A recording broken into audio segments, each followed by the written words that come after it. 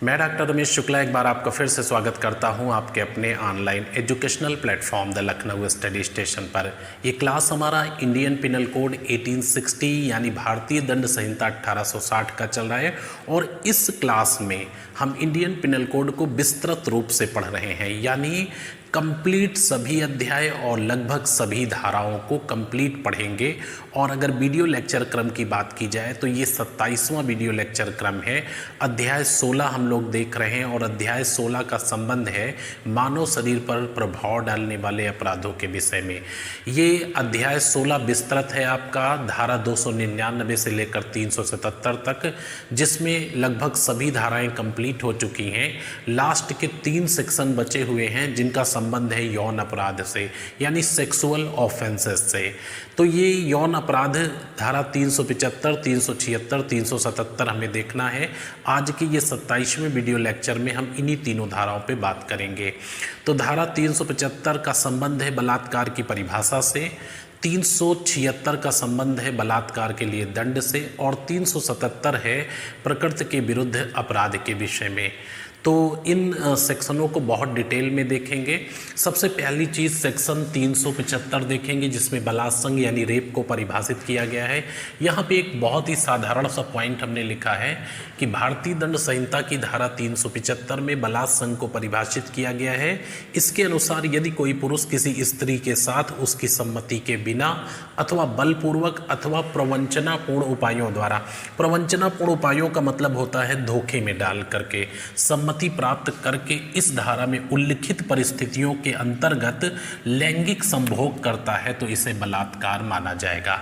देखिए, जब हमारी आईपीसी एस्टेब्लिश हुई दैट टाइम बलात्कार की जो डेफिनेशन थी बहुत ही सीमित थी कि एक पुरुष किसी महिला की इच्छा के विरुद्ध उसकी सम्मति के बिना या जब वो सम्मति देने की स्थिति में ना हो, मतलब 7 परिस्थितियां दिखाई गई हैं। अगर इन परिस्थितियों में से किसी भी परिस्थिति के अगेंस्ट अगर वह किसी स्त्री के साथ लैंगिक संभोग करता है तो इसे बलात्कार माना जाएगा। डेफिनेशन कही गई कि कोई पुरुष अपना लिंग किसी महिला की योनि में प्रवेश कराता है तो इसे बलात्कार माना जाएगा। लेकिन यहाँ पे सन 2013 में जब आईपीसी में एक बड़ा अमेंडमेंट हुआ तो बलात्कार की परिभाषा को पूरा पलट कर रख दिया गया, यानी अब रेप की परिभाषा काफ़ी विस्तृत है और ये समझने वाली है। इसको हम 2013 के अमेंडमेंट के साथ जोड़ करके देखेंगे। 2013 के अमेंडमेंट के बाद जो है रेप की परिभाषा को 4 खंडों में बांट दिया गया, का, खा, गा और घा। इसके अनुसार हम समझेंगे कि का के अनुसार कब माना जाएगा कि रेप हुआ है, खा के अनुसार, गा के अनुसार और घा के अनुसार। तो का आप ध्यान से सुनिएगा, इसको मैं नोट नहीं कर रहा हूँ, बस आप केवल स्पष्ट इससे सुन ले और आपका क्लियर हो जाएगा। जब दिल्ली बसंत विहार रेप कांड हुआ उसके बाद JS वर्मा कमेटी बनाई गई और ये एक ऐसी घटना थी जो पूरे देश को झकझोर करके रख देती है और एक आमूलचूल परिवर्तन होता है इन सेक्शनों में और इनको बहुत ही कठोर किया जाता है। तो इस घटना के बाद JS वर्मा कमेटी बनाई गई। JS वर्मा कमेटी के रिकमेंडेशन पर आईपीसी की धारा 75 और 76 में संशोधन किया गया। 76 में 76 का, 76 खा, 76 गा, 76 घा को जो पुराने सेक्शन थे उनसे प्रतिस्थापित किया गया और अन्य कई नए सेक्शन जोड़े गए। तो यहाँ पे बलात्कार की जो डेफिनेशन थी उसको काफ़ी विस्तृत कर दिया गया। इसका जो खंड का है इसके अनुसार यदि कोई पुरुष अपना लिंग किसी स्त्री की योनि में, गुदा में, मुख में किसी भी सीमा तक प्रवेश कराता है या उससे अपने साथ या किसी अन्य के साथ ऐसा करवाता है तो माना जाएगा कि बलात्कार हुआ है। दूसरा पॉइंट है यदि कोई पुरुष कोई ऐसी वस्तु या अपने शरीर का कोई ऐसा अंग जो लिंग नहीं है किसी स्त्री की यौन या गुदा में किसी सीमा तक प्रवेश कराता है या किसी व्यक्ति से ऐसा करवाता है तो माना जाएगा कि बलात्कार हुआ है। तीसरा पॉइंट है यदि कोई पुरुष किसी स्त्री के अंग को तोड़ मरोड़ कर उसके गुदा यौन में प्रवेश कराता है तो माना जाएगा कि बलात्कार हुआ है। और चौथा पॉइंट इसका जो घा है इसमें कहा गया कि यदि कोई पुरुष किसी स्त्री के गुप्तांग में अपना मुंह लगाता है तो माना जाएगा कि बलात्कार हुआ है। यानी बलात्कार की डेफिनेशन डेफिनेशन को बहुत ही ज़्यादा विस्तृत कर दिया गया, जबकि पहले सामान्य शब्द था कि अगर कोई पुरुष अपना लिंग किसी महिला की योनि में किसी सीमा तक प्रवेश कराता है जहाँ पे प्रवेशन पर्याप्त है, यहाँ पे इंटरकोर्स पर्याप्त है, यानी वीर्यपात होना आवश्यक नहीं है और प्रवेशन के आधार पर ही माना जाएगा कि महिला के साथ रेप हुआ है। तो इसे 2013 की डेफिनेशन के साथ विस्तृत रूप से समझिएगा कि इन 4 परिस्थितियां ऐसी हैं जब माना जाएगा कि रेप हुआ। अब सवाल ये उठता है कि वो सम्मति कौन कौन सी है, किस स्थिति में ये अपराध अगर होगा तो बलात्कार माना जाएगा। तो उन सम्मतियों को आइए अगले पॉइंट में देखते हैं। और नेक्स्ट पॉइंट हम लोग देखेंगे कि धारा 375 में वो कौन सी 7 परिस्थितियां हैं जिनके आधार पर माना जाएगा कि बलात्कार हुआ है। तो ये 7 परिस्थितियां हमारे लिए इम्पोर्टेंट हैं और इनको ध्यान से देखेंगे। पहला है उस स्त्री की इच्छा के विरुद्ध, दूसरा है उस स्त्री की सम्मति के बिना, और तीसरा पॉइंट है उस स्त्री की सम्मति से किंतु यह सम्मति उसे या उससे हितबद्ध किसी अन्य को मृत्यु या उपहित, उपहित का मतलब चोट पहुंचाना, के भय में डालकर प्राप्त की गई हो। ये पॉइंट काफ़ी ध्यान से देखिए। उस स्त्री की सम्मति से, बट ये सम्मति उसे या उससे हितबद्ध किसी अन्य को मृत्यु या उपहित के भय में डालकर प्राप्त की गई हो। चौथा पॉइंट है उस स्त्री की सम्मति से जब वह पुरुष यह भली भांति जानता है कि वह उसका पति नहीं है और स्त्री ने सम्मति इस कारण से दी है कि वह उसका पति है, ऐसा वह विश्वास करती है जिससे वह विधिपूर्वक विवाहित है। तो ये 4 पॉइंट आपने देखा। टोटल इसमें धारा 375 में 7 ऐसी परिस्थितियां, ऐसे सिचुएशन बताए गए हैं जिनमें माना जाएगा कि बलात्कार का अपराध हुआ है। तो ये चारों पॉइंट आप नोट करेंगे। उस स्त्री की इच्छा के विरुद्ध, उस स्त्री की सम्मति से, लेकिन यह सम्मति उसे चोट पहुंचाने या उससे हितबद्ध किसी व्यक्ति को चोट पहुंचाने या मृत्यु कारित करने के भय में डालकर प्राप्त की गई हो। और चौथा है कि उसकी सम्मति से, लेकिन सम्मति देते समय महिला यह समझती है कि वह वही व्यक्ति है जिससे वह विधिपूर्वक विवाहित है। आइए अगले पॉइंट पर। और नेक्स्ट पॉइंट आप देखेंगे कौन सी परिस्थितियां और है, 5वीं, 6ठी और 7वीं। उस स्त्री की सम्मति से जब ऐसी सम्मति देते समय वह विकृत चित्त हो या कोई नशीला पदार्थ देकर के सम्मति प्राप्त की गई हो। ये 7 परिस्थितियां टोटल बताई गई हैं आपको और ये काफ़ी इम्पोर्टेंट है। अगर इन किसी परिस्थितियों में बलात्कार किया जाता है या जैसी परिभाषा बताई गई है तो माना जाएगा कि रेप हुआ है। उस स्त्री की सम्मति से जब ऐसी सम्मति देते समय वह विकृत चित्त हो या कोई नशीला पदार्थ देकर सम्मति प्राप्त की गई हो। छठा पॉइंट, उस स्त्री की सम्मति से या सम्मति के बिना जब वह 18 वर्ष से कम आयु की हो। उस स्त्री की सम्मति से या सम्मति के बिना जब वो 18 वर्ष से कम आयु की हो, यानी 18 वर्ष से कम स्त्री की सम्मति सम्मत नहीं मानी जाएगी। 7वां पॉइंट है जब स्त्री सम्मति देने में असमर्थ हो। ये वो कंडीशन है जब कोई स्त्री सम्मति देने की स्थिति में ना हो या वो कोमा में हो या ऐसी कंडीशन में हो जब वो हाँ ना ऐसा कुछ ना कर सके। तो ये 7वां पॉइंट है। इन 7 परिस्थितियों में यदि कोई व्यक्ति मैथुन गठित करता है या अन्य जो बताया गया है आपको वैसा अपराध करता है तो माना जाएगा कि बलात्कार का अपराध हुआ है सेक्शन 375 के तहत। अच्छा, यहाँ पे 3 पॉइंट लिखे हुए हैं नोट में, इनको भी आप देख लीजिएगा, नोट कर लीजिएगा। एक, चिकित्सा प्रक्रिया या हस्तक्षेप बलात्कार का अपराध गठित नहीं करती है। यानी मेडिकल के समय में अगर ऐसा कोई प्रोसेस है जिसमें इंटरकोर्स किसी वस्तु से, कोई मेडिकल इंस्ट्रूमेंट से किया जाता है तो ये बलात्कार की श्रेणी में नहीं आएगा। दूसरा पॉइंट है, पुरुष का अपनी पत्नी के साथ मैथुन बलात्संग नहीं है बशर्ते पत्नी 15 वर्ष से कम आयु की ना हो। किसी पुरुष का अपनी पत्नी के साथ मैथुन बलात्संग नहीं माना जाएगा। इंपॉर्टेंट ये है कि पत्नी की आयु 15 वर्ष से कम नहीं होनी चाहिए। तीसरा पॉइंट है, बलात्संग के अपराध के लिए आवश्यक मैथुन गठित करने के लिए प्रवेशन पर्याप्त है, यानी इंटरकोर्स यहाँ पे पर्याप्त है, वीर्यपात होना आवश्यक नहीं है। तो ये 3 पॉइंट पॉइंट है आप इनको साथ में नोट करेंगे। और हमने देखा कि रेप की परिभाषा काफ़ी विस्तृत है और ये जो 7 परिस्थितियां बताई गई हैं इन पे हम नज़र रखेंगे। अब धारा 376 देखेंगे जिसमें जो है धारा 375 के अपराध के लिए दंड का प्रावधान किया गया है।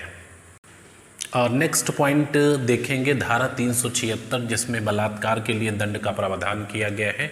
अगर यहाँ पे मूल संहिता की बात की जाए तो मूल संहिता में जो बलात्कार के लिए न्यूनतम दंड था वो 7 वर्ष था, लेकिन आज की डेट में 1 अप्रैल 2018 से यानी आपराधिक दंड विधि संशोधन अधिनियम 2018 द्वारा, जो कि एक अध्यादेश द्वारा प्रख्यापित किया गया था, बलात्कार के लिए न्यूनतम दंड वो 10 वर्ष का कठोर कारावास, जो कि एक्सटेंशन किया जा सकता है आजीवन कारावास तक, और जुर्माने से दंडित किया जाएगा। तो अगर अब रेप का न्यूनतम दंड पूछा जाएगा तो आपका सही आंसर 10 वर्ष होगा, जबकि आईपीसी जब इस्टेब्लिश हुई थी दैट टाइम रेप का जो न्यूनतम दंड था वो 7 वर्ष का कारावास था।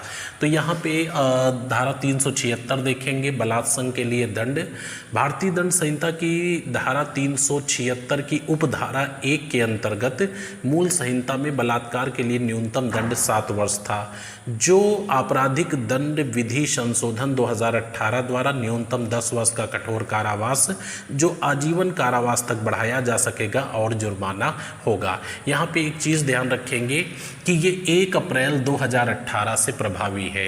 1 अप्रैल 2018 से प्रभावी है। न्यूनतम 10 वर्ष का कारावास जिसे एक्सटेंशन किया जा सकता है आजीवन कारावास तक, और यहाँ पे जुर्माने से भी दंडित किया जाएगा। तो ये है धारा 376 का सब सेक्शन 1, यानी धारा 375 में परिभाषित यदि कोई बलात्कार का अपराध करता है तो अब उसे 10 वर्ष तक के कठोर कारावास जो कि आजीवन कारावास तक बढ़ाया जा सकेगा और जुर्माने से दंडित किया जाएगा। सब सेक्शन 2 कहता है 376 का, यानी भारतीय दंड संहिता की धारा 376 की उपधारा 2 के अनुसार एक पुलिस अधिकारी अथवा सरकारी कर्मचारी यानी लोक सेवक अथवा सशस्त्र बलों के सदस्य अथवा जेल के प्रबंधन या कर्मचारी अथवा रिमांड घर या अन्य अभिरक्षा की जगह जहां पे महिलाओं को रखा जाता है वहां के अधिकारी और कर्मचारी अथवा किसी धार्मिक या शैक्षणिक संस्थान के प्रबंधक या कर्मचारी आदि द्वारा धारा 375 का अपराध किया जाता है तो उसे न्यूनतम 10 वर्ष के कारावास जो कि आजीवन कारावास तक हो सकता है और जुर्माने से दंडित किया जाएगा। आइए नेक्स्ट पॉइंट पर। नेक्स्ट पॉइंट हम देखेंगे धारा 376 का सब सेक्शन 3। बेसिकली ये आईपीसी में नहीं था और इस सेक्शन को आपराधिक दंड विधि संशोधन 2018 द्वारा धारा 376 में जोड़ा गया, यानी उपधारा 3 जो है मूल संहिता में उल्लेख नहीं था। तो ध्यान से देखिएगा, आपराधिक दंड विधि संशोधन 2018 द्वारा भारतीय दंड संहिता की धारा 376 में उपधारा 3 जोड़कर प्रावधान किया गया कि जो कोई 16 वर्ष से कम आयु की स्त्री के साथ धारा 375 में परिभाषित अपराध करता है तो उसे न्यूनतम 20 वर्ष के कठोर कारावास जो कि आजीवन कारावास तक हो सकता है और जुर्माने से दंडित किया जाएगा। तो यहाँ सेक्शन 376 हम देख रहे हैं, काफ़ी विस्तृत ये सेक्शन है। 376 का सब सेक्शन 1 है कि जो कोई व्यक्ति 16 वर्ष से ऊपर की आयु कि स्त्री के साथ धारा 375 में परिभाषित यानी बलात्संग का अपराध करता है तो उसे न्यूनतम 10 वर्ष के कठोर कारावास जो कि आजीवन कारावास तक हो सकता है और जुर्माने से दंडित किया जाएगा। सब सेक्शन 2 आपने देखा कि यदि कोई लोक सेवक है, कोई पुलिस अधिकारी है जिसकी अभिरक्षा में कोई महिला है, यदि कोई संस्था है उसका कर्मचारी अधिकारी कोई धार्मिक संस्थान है या चिकित्सक है या अस्पताल से संबंधित कोई कर्मचारी है, अगर वह बलात्कार करता है, धारा 375 में परिभाषित अपराध करता है तो सब सेक्शन 2 के तहत न्यूनतम 10 वर्ष के कारावास जो कि आजीवन कारावास तक हो सकता है से दंडित किया जाएगा। सब सेक्शन 3 आपने देखा कि जो कोई 16 वर्ष से कम आयु की स्त्री के साथ धारा 375 का अपराध करता है तो न्यूनतम कारावास 20 वर्ष होगा जो कि आजीवन कारावास तक बढ़ाया जा सकता है और जुर्माने से दंडित किया जाएगा। आइए नेक्स्ट पॉइंट पर। नेक्स्ट पॉइंट देखेंगे धारा 376 का। धारा 376 का खा, गा और घा ये सन 2013 का जो आपराधिक दंड विधि संशोधन था उसके द्वारा प्रतिस्थापित की गई हैं। प्रतिस्थापित का मतलब है कि जो धारा 376 का में व्यवस्था थी उसकी जगह पे दूसरी व्यवस्था की गई है यहाँ पे। तो आप देखेंगे 376 का में है पीड़िता की मृत्यु या लगातार विकृतशील दशा कारित करने के लिए दंड। जो कोई धारा 376 की उपधारा 1 और उपधारा 2 के अधीन कोई अपराध करता है और ऐसे अपराध के दौरान ऐसी कोई क्षति पहुंची जिससे स्त्री की मृत्यु हो जाए या वह स्थायी रूप से कोमा में चली जाए तो उसे न्यूनतम 20 वर्ष के कारावास जो कि आजीवन कारावास अथवा मृत्यु दंड तक हो सकेगा से दंडित किया जाएगा। यानी धारा 376 के सेक्शन 1 और सबसेक्शन 2 का अपराध अगर कोई करता है और इस दरमियान किसी स्त्री की मृत्यु हो जाती है या वह स्थायी रूप से कोमा में चली जाती है तो जो न्यूनतम कारावास होगा वो 20 वर्ष का होगा और यह आजीवन कारावास या मृत्यु दंड तक हो सकेगा। तो ये अमेंडमेंट किया गया था 2013 में, आपराधिक दंड विधि संशोधन 2000 द्वारा ये प्रतिस्थापित किया गया है। तो धारा 376 का याद रखेंगे, ये नया सेक्शन बिल्कुल है, जो पुरानी संहिता होगी उसमें ये नहीं दिया हुआ है। आइए नेक्स्ट पॉइंट पर। और नेक्स्ट पॉइंट देखेंगे धारा 376 खा और 376 का खा।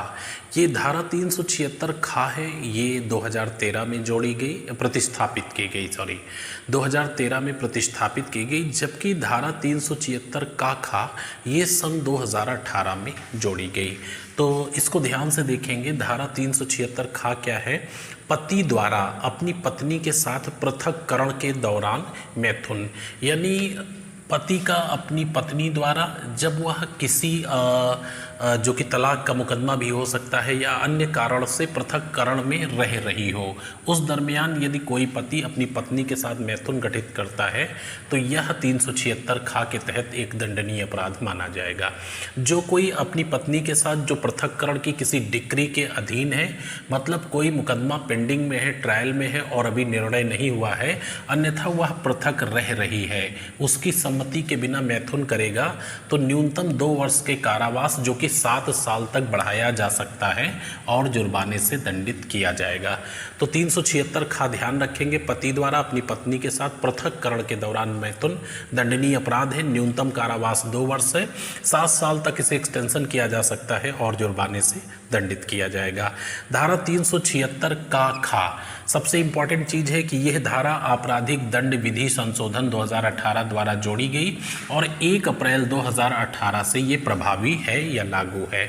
12 वर्ष से कम आयु की स्त्री के साथ बलात्संग के लिए दंड 376 का खा 2018 में जोड़ी गई। इस धारा के तहत जो कोई 12 वर्ष से कम आयु की स्त्री के साथ बलात्संग करेगा वह न्यूनतम 20 वर्ष के कठोर कारावास से दंडित किया जाएगा, जबकि अधिकतम कारावास जो है आजीवन हो सकता है या मृत्यु दंड से भी दंडित किया जा सकता है।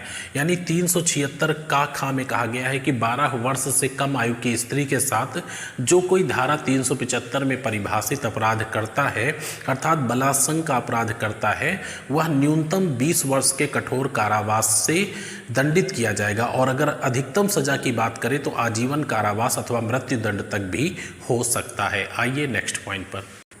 और नेक्स्ट पॉइंट देखेंगे धारा 376 गा। इसमें है प्राधिकार का मतलब अथॉरिटीज़ है में किसी व्यक्ति द्वारा मैथुन, यानी वो व्यक्ति अपनी संस्था या ऐसी जगह पे जहाँ पे वो अथॉरिटी रखता है और किसी महिला से जो है उसकी अभिरक्षा में है या उस परिसर में उपस्थित है, मैथुन करने के लिए उत्प्रेरित करता है या विलुब्ध करता है। ये रेप की दृष्टिकोण से नहीं है, रेप में नहीं आता है, लेकिन यहाँ पे ये है कि सेक्सुअल फेवर मांगता है। तो जो कोई प्राधिकार रखते हुए अथवा लोक सेवक होते हुए अथवा जेल अधिकारी होते हुए अथवा किसी संस्था का अध्यक्ष होते हुए अथवा अस्पताल का चिकित्सक कर्मचारी आदि होते हुए ऐसी किसी स्त्री को जो उसकी अभिरक्षा में है या परिसर में उपस्थित हो अपने साथ मैथुन के लिए उत्प्रेरित करेगा या विलुब्ध करेगा, वह 5 वर्ष के न्यूनतम कारावास जो कि 10 साल तक बढ़ाया जा सकता है और जुर्माने से दंडित किया जाएगा। तो धारा 376 का ध्यान रखेंगे। यहाँ पे ऐसा कोई प्राधिकार रखने वाला व्यक्ति जो किसी संस्था का अध्यक्ष हो या किसी अस्पताल का चिकित्सक हो, डॉक्टर हो या कर्मचारी हो या जेल का कोई अध्यक्ष हो, पर जेल का कोई इसमें कर्मचारी अधिकारी हो जिसकी अभिरक्षा में महिला है या उस कैंपस के अंदर महिला है, अपने साथ मैथुन करने के लिए उत्प्रेरित करेगा या विलुब्ध करेगा तो 5 वर्ष तक के न्यूनतम कारावास जो कि 10 साल तक एक्सटेंशन किया जा सकता है और साथ में जुर्माने से भी दंडित किया जाएगा। ये सेक्शन आपका 2013 की जो आपराधिक दंड विधि संशोधन है उसके द्वारा जो है ये प्रतिस्थापित किया गया है। आइए नेक्स्ट पॉइंट पे। और नेक्स्ट पॉइंट है धारा 376 घ। इसमें सामूहिक बलात्संग मतलब गैंग रेप को शामिल किया गया है और ये धारा जो है आपकी सन 2013 में प्रतिस्थापित की गई है जो कि 3 फरवरी 2013 से पूरी तरह से लागू है। तो धारा 376 घ में गैंग रेप को परिभाषित, गैंग रेप के लिए दंड का प्रावधान किया गया है और धारा 376 घ का धारा 376 घ खा ये 2018 के आपराधिक दंड विधि संशोधन द्वारा जोड़ी गई हैं, जिसमें 376 घ का में कहा गया है कि 16 वर्ष से कम आयु की स्त्री के साथ सामूहिक बलात्संग के लिए दंड और 376 घ खा में कहा गया है कि 12 वर्ष से कम आयु की स्त्री के साथ सामूहिक बलात्संग के लिए दंड। यानी गैंग रेप के लिए जो दंड का प्रावधान किया गया है वो 376 घ खा और 376 घ खा में किया गया है। तो 376 घ है ये 16 वर्ष से अधिक और 376 घ का है 16 वर्ष से कम और 376 घ खा है 12 वर्ष से कम आयु। तो यहाँ पे देखेंगे सामूहिक बलात्संग यानी गैंग रेप, जहाँ किसी स्त्री से एक या अधिक व्यक्तियों द्वारा एक समूह गठित करके, जहाँ किसी स्त्री से एक या अधिक व्यक्तियों द्वारा एक समूह गठित करके या सामान्य आशय को अग्रसर करने में कार्य करते हुए, सामान्य आशय धारा 34 आपने पढ़ा है आईपीसी की, जिसमें सामान्य आशय के बारे में बताया गया है। तो सामान्य आशय को अग्रसर करने में कार्य करते हुए बलात्संग किया जाता है तो वह माना जाएगा कि समूह के प्रत्येक व्यक्ति ने बलात्संग का अपराध किया है और इसके तहत न्यूनतम 20 वर्ष के कारावास जो कि आजीवन कारावास तक हो सकेगा और जुर्माने से दंडित किया जाएगा। यानी गैंग रेप के लिए जो दंड का प्रावधान है वो 376 घ में है और इसमें कहा गया है कि किसी व्यक्ति द्वारा या कई व्यक्तियों द्वारा मिलकर के एक समूह बनाया जाता है और वह समूह जो है किसी महिला के साथ बलात्कार करता है तो माना जाएगा कि समूह के प्रत्येक सदस्य ने 375 का अपराध किया है और इसके लिए न्यूनतम 20 वर्ष के कारावास जो कि आजीवन कारावास तक बढ़ाया जा सकता है और जुर्माने से दंडित किया जाएगा। इसी का नेक्स्ट सेक्शन है 376 घ खा और घ खा। ये आपके 2018 के आपराधिक दंड विधि संशोधन द्वारा जोड़े गए, जिसमें कहा गया कि 16 वर्ष से कम आयु की स्त्री के साथ सामूहिक बलात्संग के लिए दंड जो कि न्यूनतम आजीवन कारावास और जो कि मृत्यु दंड तक हो सकेगा और 12 वर्ष से कम आयु की स्त्री के साथ सामूहिक बलात्संग के लिए दंड आजीवन कारावास अथवा मृत्यु दंड हो सकेगा। आइए नेक्स्ट पॉइंट पे। नेक्स्ट पॉइंट देखेंगे धारा 376 अंगा और धारा 377। धारा 376 अंगा जो है ये 2018 में ऐड की गई और इसमें कहा गया कि यदि कोई व्यक्ति 375 में परिभाषित अपराध की पुनरावृत्ति करता है, यानी एक बार वह उसी अपराध के लिए दंड प्राप्त कर चुका है, तत्पश्चात वह पुनः उस अपराध को दोहराता है, दोष सिद्ध किया जाता है, तो उसे न्यूनतम आजीवन कारावास अथवा मृत्यु दंड से दंडित किया जाएगा। तो 376 अंगा नोट करिएगा, पुनरावृत्ति करता पुनरावृत्तिकर्ता मतलब आदि अपराधी। अगर किसी अपराध के लिए दोष सिद्ध किया गया और पुनः वही अपराध करता है तो धारा 376 अंगा पुनरावृत्तिकर्ता अपराधियों के लिए दंड। जो कोई धारा 376 का 376 घा के अधीन दंडनीय किसी अपराध के लिए पूर्व में दंडित किया जा चुका है और तत्पश्चात इन धाराओं में दंडनीय अपराध के लिए पुनः दोष सिद्ध ठहराया जाता है तो उसे न्यूनतम आजीवन कारावास अथवा मृत्यु दंड से दंडित किया जाएगा। धारा 377 नोट करिएगा, ये आपको क्लियर होगी। प्रकृति विरुद्ध अपराध है, इसी के अंतर्गत समलैंगिकता को भी दंडनीय अपराध बनाया गया है। तो धारा 377 है प्रकृति विरुद्ध अपराध। भारतीय दंड संहिता की धारा 377 के तहत जो कोई किसी पुरुष अथवा स्त्री अथवा जीव जंतु के साथ प्रकृति की व्यवस्था के विरुद्ध संभोग करेगा वह आजीवन कारावास अथवा 10 वर्ष तक के कारावास और जुर्माने से दंडित किया जाएगा। आइए नेक्स्ट पॉइंट पर। और नेक्स्ट पॉइंट हम देखेंगे धारा 375 और 76 से जुड़े हुए कुछ प्रमुख वाद हैं जिनको हमने शार्ट में लिख दिया है और आप केवल इतना ध्यान रखेंगे कि इस वाद का संबंध जो है धारा 375 और 76 से है। एक इसमें उत्तर प्रदेश राज्य बनाम पप्पू 2005 सुप्रीम कोर्ट का मैटर था जिसमें उच्चतम न्यायालय ने अभियुक्त की इस दलील को खारिज कर दिया था कि पीड़िता का चरित्र अच्छा नहीं था और वह संबंध बनाने की आदी थी। यानी अभियुक्त की तरफ से एक सुप्रीम कोर्ट में वाद दायर किया गया और उसमें दलील ये दी गई कि जिस महिला के साथ उसने बलात्कार का अपराध किया है उसका चरित्र अच्छा नहीं था और वह संबंध बनाने की आदी थी। सुप्रीम कोर्ट ने इस दलील को खारिज करते हुए और इस मामले में दंडित किया था।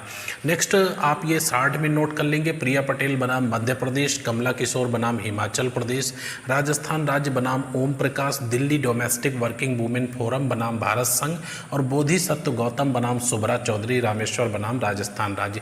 ये सभी वाद सुप्रीम कोर्ट के जो कि आपके धारा 375 और 76 से संबंधित है। लास्ट में एक पॉइंट और हम देख लेते हैं कि 1 अप्रैल 2018 के पहले क्या दंड का प्रावधान था और 1 अप्रैल 2018 के बाद क्या दंड का प्रावधान है। तो यहाँ पे थोड़ा सा हमें चीज़ें क्लियर हो जाएंगी और साथ में कुछ जुर्माने के बारे में भी बात कर लेते हैं। आइए नेक्स्ट पॉइंट पे। ये लास्ट पॉइंट में हम लोग थोड़ा सा सज़ा के बारे में कंपैरेटिव स्टडी कर लेते हैं। 1 अप्रैल 2018 से पहले क्या सज़ा का प्रावधान था और 1 अप्रैल 2018 के बाद क्या है। 2018 में एक अध्यादेश द्वारा ये प्रख्यापित किए गए थे सेक्शन या ये अमेंडमेंट किया गया था। तो आपराधिक दंड विधि संशोधन 2018 के बाद जो है जो सज़ा का प्रावधान है वो क्या है वो हम आपको बताएंगे। 16 वर्ष से अधिक आयु की स्त्री के साथ यदि धारा 375 के सब सेक्शन 1 और 2 में जो अपराध है रेप का अपराध है उसमें न्यूनतम सज़ा सबसेक्शन 1 में 7 साल का कारावास है। यानी धारा 376 की उपधारा 1 के तहत जो कोई पुरुष किसी स्त्री के साथ निम्न परिस्थितियों में जो परिस्थितियां बताई गई थी 7 परिस्थितियां अगर बलात्कार का अपराध करता है तो न्यूनतम 7 वर्ष का कारावास था 1 अप्रैल 2018 से पहले। लेकिन 1 अप्रैल 2018 के बाद जो सज़ा है न्यूनतम वो 10 वर्ष है, साथ में जुर्माना भी है। उसके बाद 16 वर्ष से कम आयु की स्थिति में 10 वर्ष तक के कारावास और जुर्माने का प्रावधान था जो कि अब 20 वर्ष का न्यूनतम कारावास होगा और साथ में जुर्माना होगा। एक पॉइंट और देखेंगे कि 15 वर्ष से कम आयु की पत्नी के संदर्भ में 7 वर्ष का कारावास था, अब वह 10 वर्ष का कारावास होगा। अच्छा, यहाँ पे 2 बातें और करेंगे। पहला ये कि धारा 375 के तहत परिभाषित जो अपराध है जिसके लिए 376 में दंड का प्रावधान किया गया है, यहाँ पे सभी अपराध जो भी हैं वो संज्ञेय हैं, कॉग्निजेबल हैं, गैर जमानती हैं, गैर जमानती यानी नॉन वेलेबल हैं। संज्ञेय और गैर जमानती अपराध हैं और विचारण यहाँ पे सत्र न्यायालय करेगा, यानी ट्रायल बाई सेशन कोर्ट है और नॉन कंपाउंडेबल है, यानी किसी भी दशा में समझौता योग्य नहीं है, विचारण सेशन कोर्ट द्वारा किया जाएगा। संज्ञेय अपराध हैं और गैर जमानती अपराध हैं। एक पॉइंट जुर्माने के बारे में सुन लीजिए। जो धारा 376 में जुर्माने का प्रावधान किया गया है या 377 में जुर्माने का प्रावधान किया गया है, यह जुर्माना जुर्माना जो है पीड़िता को या पीड़ित को दिया जाएगा और साथ ही न्यायालय जुर्माने की राशि ऐसी निर्धारित करेगा जिससे पीड़िता की चिकित्सा और पुनर्वास संबंधी आवश्यकता को पूरा किया जाए। तो 376 में जो भी जुर्माने की राशि होगी वो पीड़ित को दी जाएगी और यहाँ पे न्यायालय ऐसी राशि निर्धारित करेगा कि जो पीड़िता है उसका चिकित्सा संबंधी जो व्यय हुआ है वो और उसके पुनर्वास में जो खर्च आएगा उसे इस राशि से पूरा किया जा सके। तो ये आज अध्याय 16 आपका कंप्लीट होता है, जिसमें हमने शुरू से लेकर अभी तक धारा 299 से लेकर के 377 तक कंप्लीट किया। तो मिलते हैं नेक्स्ट क्लास में, तब तक के लिए शुभकामनाएं, धन्यवाद।